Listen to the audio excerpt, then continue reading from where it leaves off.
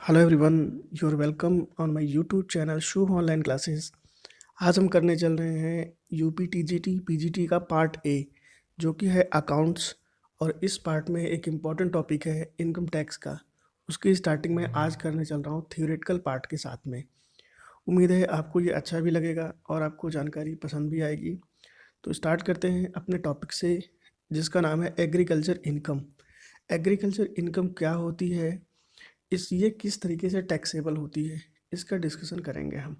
तो agriculture income का मतलब होता है, जब भी हम कोई एग्रीकल्चर एक्टिविटी करते हैं और उससे जो भी प्रोडक्शन होता है, प्रोडक्शन को जो सेल आउट करते हैं, उससे जो इनकम अर्न होती है, वो आपकी एग्रीकल्चर इनकम कहलाती है।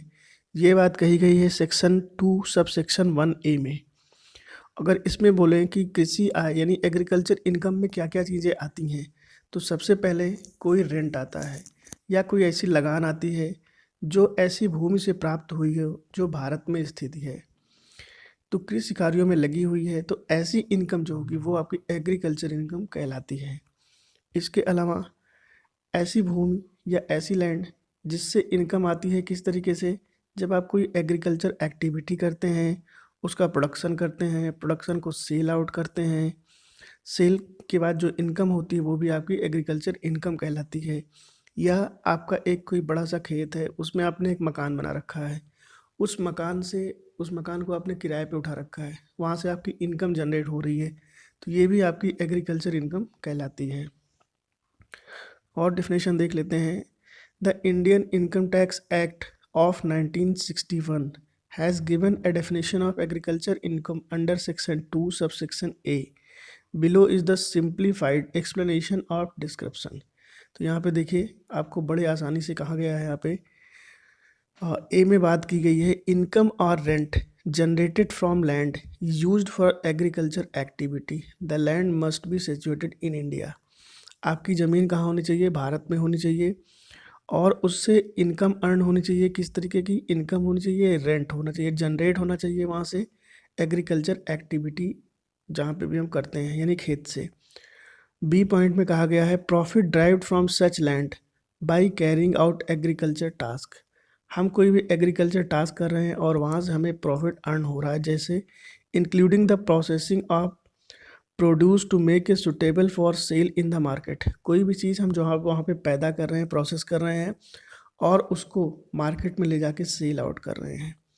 सी पॉइंट में कहा गया, subject to term and condition stated in section 2 subsection 1A, income attributed to a farm house is also considered as agriculture income। हमने अपना खेत है, उसमें हमने एक फार्म हाउस बना रखा है और वहाँ से भी हमें इनकम अर्न हो रही है। Also income earn by selling sapling and seeds grown in a nursery will be considered agriculture income. अगर हम अपने खेत में बीज से या कुछ पेड़ पौधे लगा रखे हैं जिससे नर्सरी टाइप का बना रखा है, तो वहाँ उनको सेल आउट करने से जो इनकम होगी वो भी आपकी एग्रीकल्चर इनकम कहलाती है। तो ये इनकम टैक्स जो एक्ट है उसमें ये बात कही गई कि इनकम जो एग्रीकल्चर इनकम होती है उनमें हम किन किन चीज़ों को शामिल करते हैं। What are the type of agriculture income.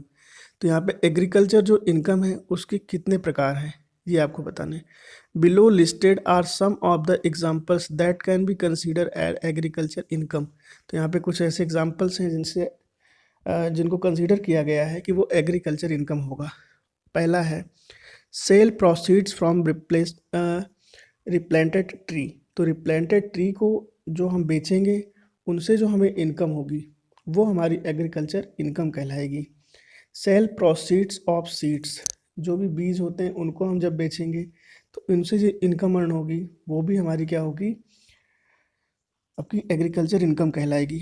Rent received from agriculture land, आपने एग्रीकल्चर लैंड में घर बनवाया हुआ है, कोई फार्म हाउस बनवाया हुआ है, वहाँ से जो इनकम जनरेट हो रही है वो भी आपकी एग्रीकल्चर इनकम कहलाएगी। Income from growing flowers and creepers, flower और क्रीपर को ग्रो करने से, उसको सेल्ड आउट करने से जो इनकम होती है वो भी आपकी एग्रीकल्चर इनकम कहलाती है। Not every income generating agriculture activity is considered as agriculture income. Here are a few example of non agriculture income. देखिए, जो गैर कृषि आय है उसके कुछ एग्जाम्पल्स यहाँ पे दिए गए हैं, वो कौन कौन से हैं। Proceeds generated from poultry farm और बी हायरिंग। तो यहाँ पे जैसे हमने पोल्ट्री फार्म खोल रखा है या फिर हमने मधुमक्खियों का खोल रखा है कि वहाँ से हमें मध मिलेगी या हनी मिलेगी, तो उसको हम जो सेल आउट करते हैं, वो जो बिज़नेस करते हैं, वो आपका यहाँ पे नॉन एग्रीकल्चर इनकम कहलाएगा। इसमें नेक्स्ट है proceed from the sale of grow tree, यानी ग्रोन ट्री जो अपने आप उगाते हैं, उनको बेचने से जो इनकम होगी वो भी आपकी नॉन एग्रीकल्चर इनकम कहलाएगी। और इनकम फ्रॉम डेयरी फार्मिंग, हमने यहाँ पे दुग्ध का केंद्र खोल रखा है, अपने एक एग्रीकल्चर लैंड पे गाय भैंसे पाल रखी हैं, तो वहाँ से भी जो आपकी इनकम अर्न होती है वो भी आपकी नॉन एग्रीकल्चर इनकम कहलाएगी। अब देखिए यहाँ पे एग्रीकल्चर जो इनकम होगी वो किस तरीके से टैक्सेशन में आती है, कहाँ पे हम मतलब किस तरीके से हम उसमें टैक्स लगाते हैं। तो you will not be subjected to any tax on agriculture income in the following cases. तो कुछ केस यहाँ पे दिए जा रहे हैं, अगर ये फॉलो होंगे तो आपका इनकम टैक्स यहाँ पे नहीं लगेगा एग्रीकल्चर इनकम पे। पहला है इसमें, if the income you earn from agriculture land is your only way of earning a livelihood no other source of income. अगर आप जो इनकम जनरेट कर रहे हैं एग्रीकल्चर लैंड से, सिर्फ वही एक सोर्स है आपकी इनकम का, तो यहाँ पे जो आपका इनकम टैक्स लगेगा वो जीरो हो जाएगा, क्योंकि यहाँ पे कोई सोर्स ऑफ इनकम दूसरा नहीं है। सेकंड पॉइंट है, if your total income from agriculture source is less than ₹5,000, या फिर दूसरा, अगर आपकी टोटल इनकम जो एग्रीकल्चर जो एक्टिविटी आप कर रहे हैं उससे 5,000 रुपये से भी कम इनकम होती है, तो यहाँ पे भी आपको कोई टैक्स पे नहीं करना है। अब कौन से केसेस में है जब आपकी टैक्स लायबिलिटी बनती है, तो टैक्स लायबिलिटी एप्लीकेबल होगा अगर 5,000 रुपये से इनकम की 5,000 रुपये से ज़्यादा की इनकम होती है, तो ये आपकी टैक्स लायबिलिटी बनती है।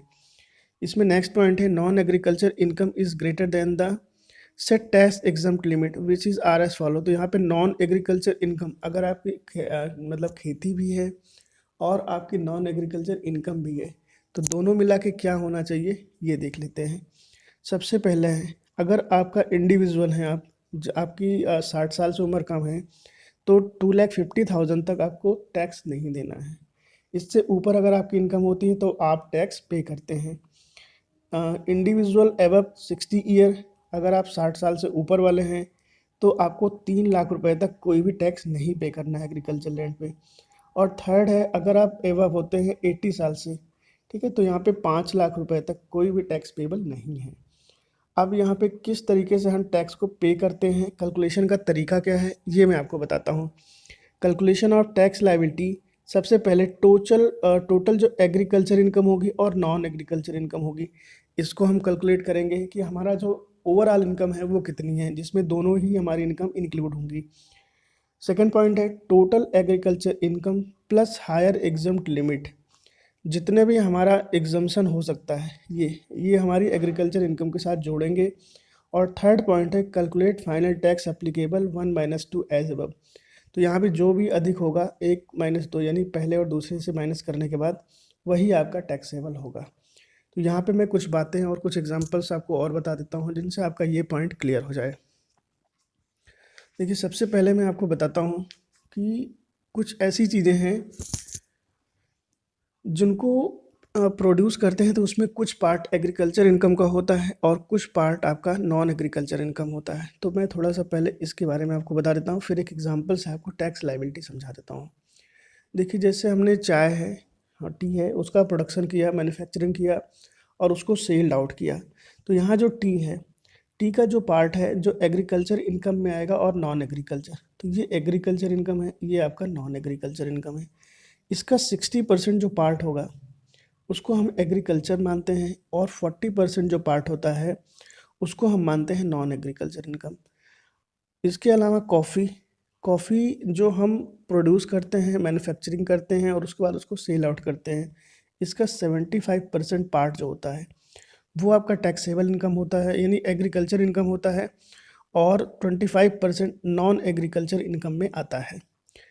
कॉफ़ी है जिसका प्रोड्यूसन करते हैं हम, उसको जैसे कहते हैं ना, इसको भूनना पीसना, तो ये सब जो काम होता है इसको हम, कॉफ़ी का ही एक और पार्ट है जिसको हम भूनते पीसते ये सब काम करते हैं, तो वो 60% जो पार्ट होता है वो आपका एग्रीकल्चर लैंड में आता है, और जो बाकी का 65% यहाँ पे है, सॉरी 60% है, 60% जो है कॉफ़ी वाला ये आपका एग्रीकल्चर में आएगा, और जो 40% पार्ट होता है ये आपका नॉन एग्रीकल्चर इनकम में आता है।